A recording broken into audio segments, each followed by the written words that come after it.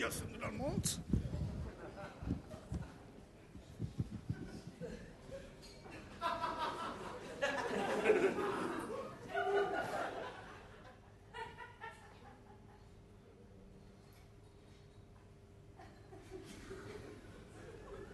Dámy a pánové, chlapci a děvčata, krásný dobrý večer. Ano, jsem to já, Ester Kočičková. Možná jste mě někteří nepoznali a přiznám se, že se vám nedivím.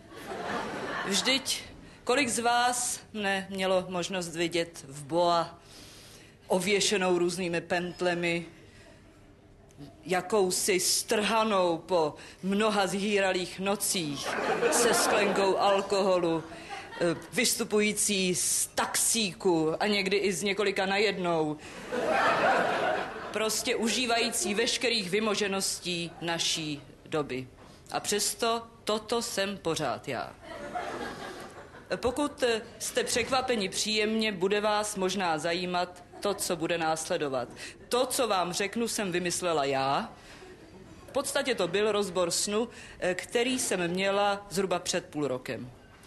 Dámy a pánové, chlapci a děvčata, v tom snu se mi zjevila žena, taková nádherná žena, oplývající opravdu krásnou postavou, v bílé říze, která na čele měla jedno veliké E.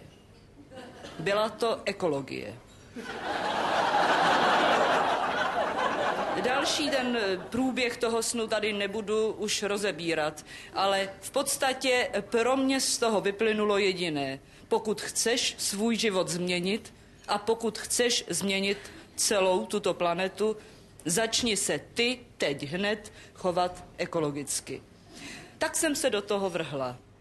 Základem je úplně přestat jíst. Už jste si možná všimli, že jsem také trošku zeštíhlela. V podstatě jsem zhubla asi na těch 35 a to byla pro mě ta ideální váha, která opravdu nezatěžovala mě ani ten svět. A to je ono. Nezatěžovat svět svou existencí. To je základní, prosím vás, poučka ekologická. Takto autoekologicky můžete udělat pro svět opravdu mnohé. Nejíst spočívá v jediné věci. Pít pouze vodu, samozřejmě bez vody nelze.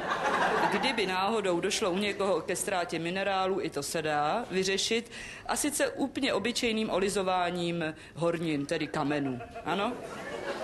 A to je celé. Prostě jdete na vycházku, sehnete se, vezmete si ten křemínek, podsumláte v ústech, uděláte to za tu vycházku. To je v podstatě celá ta věda. Voda z vodovodu, slunce a nějaká ta hornina. A teď, čím budete odměněni? Vy se mi tam líbáte, vás to nezajímá? Ta paní s těmi ňadry? Prosím vás, budete odměněni opravdu nadpřirozenými schopnostmi. Oni ti léčitelé, nic nového, ano, jenom je to tak, že oni to umějí najít a vy to dostanete zadarmo s tím hladověním. Já už jsem 14 dní hladovky, po 14 dnech hladovky jsem slyšela doslova trávu růst. Vy si neumíte představit, když se kouknu do vašich řad, co já vidím. Já vidím například vaše aura, vy se nesmějte. Já například takhle zastavím tok svých slov a já poslouchám svůj vnitřní hlas. Ani nechtějte slyšet, co mi říká.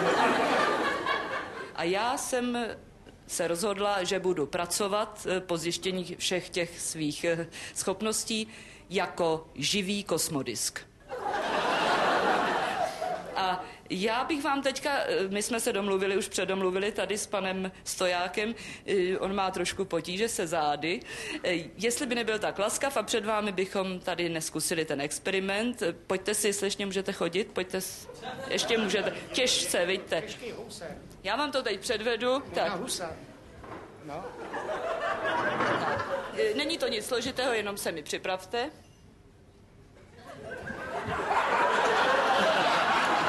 Podívejte, jak to odlevuje všechno. A to teplo, jak jde ze zadu. Vidíte, že je to velice jednoduché a diskrétní? Přesně tak. A potom tímto způsobem, já nemohu mluvit, ale promiňte, tímto způsobem vy si v rodinách můžete vzájemně dělat kosmodisk a v podstatě víme, že všechno téměř počíná od páteře, takže takto budete celé rodiny zdravé.